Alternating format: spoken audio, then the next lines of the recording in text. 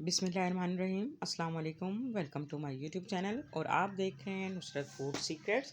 तो आज हम बनाने जा रहे हैं बहुत ही मज़ेदार ज़बरदस्त अंडे का हलवा, जो कि सर्दियों में बहुत शौक़ से खाया जाता है और बच्चे और बड़ों को बहुत पसंद आता है।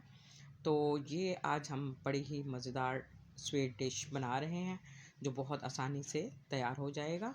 तो आइए हम अपनी रेसिपी स्टार्ट करते हैं और देखते हैं कि ये किस तरह तैयार होगा। तो यहाँ पर मैंने ले लिया है एक बाउल और अब हम लेते हैं अंडे। अंडे हमने यहाँ पर 1 बाय 1 तोड़कर इस बाउल में डाल देने हैं। तो यहाँ पर मैंने 3 अंडे लिए हैं और आप चाहें तो इसकी क्वांटिटी डबल भी कर सकते हैं। अगर आपने ज़्यादा बनाना है तो आप इसकी क्वांटिटी अपने मुताबिक ज़्यादा कर सकते हैं।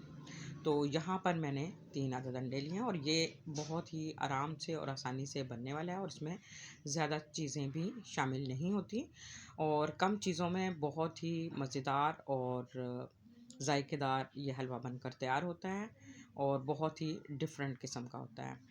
तो यहाँ पर मैंने एक हाफ़ कप चीनी भी ऐड कर दी है। अब हम इसको अच्छी तरह से बीट कर लेंगे। तो इसको हमने चीनी को बिल्कुल अच्छी तरह से बीट करना है ताकि इसमें भी चीनी जो है वो उसका दाना नज़र ना आए। तो इस तरह से ये होना चाहिए। तो ये हमारा बिल्कुल तैयार हो गया है। तो अब हम ले लेते हैं एक पैन को हम गरम करते हैं और इसमें हमने सिर्फ 2 टेबलस्पून के करीब हमने ऑयल शामिल करना है। ऑयल हमने इसमें ज़्यादा नहीं डालना, यहाँ पर आप देसी घी भी डाल सकते हैं। तो अब ये अंडे का बैटर जो है तमाम हमने इसमें शामिल कर देना है और फ्लेम जो है हमने लो ही रखना है।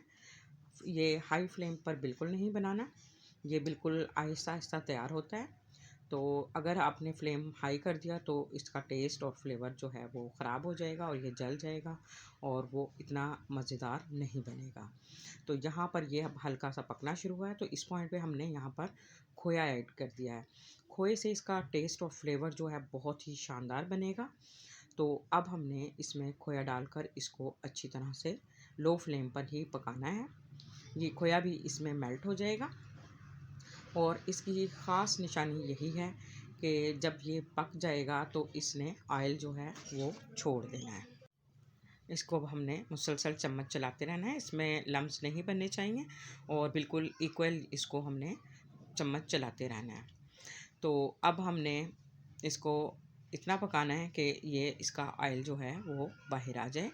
मेरी ये रेसिपी आपको पसंद आए तो मेरी वीडियो को लाइक शेयर कमेंट ज़रूर कीजिएगा और चैनल को भी ज़रूर सब्सक्राइब कीजिएगा और बेल आइकन का बटन भी ज़रूर प्रेस कीजिएगा ताकि मेरी हर नई आने वाली वीडियो का नोटिफिकेशन आपको सबसे पहले मिल सके। तो ये देखें अभी इस थोड़ा सा हमारा हलवा जो है वो ऑयल इसने छोड़ दिया है, लेकिन अभी हमने मज़ीद पकाना है क्योंकि चीनी में भी पानी होता है और खोए ने भी अपना थोड़ा सा पानी छोड़ दिया है। तो अब हमने इनको अच्छी तरह से पकाना है जब तक इसका फ्लेम का बस आपने ख़याल रखना है, ये हमेशा लो फ्लेम पर ही तैयार होता है। तो इसको हमने तब तक पकाते रहना है जब तक चीनी का पानी जो है वो खुश्क नहीं हो जाता।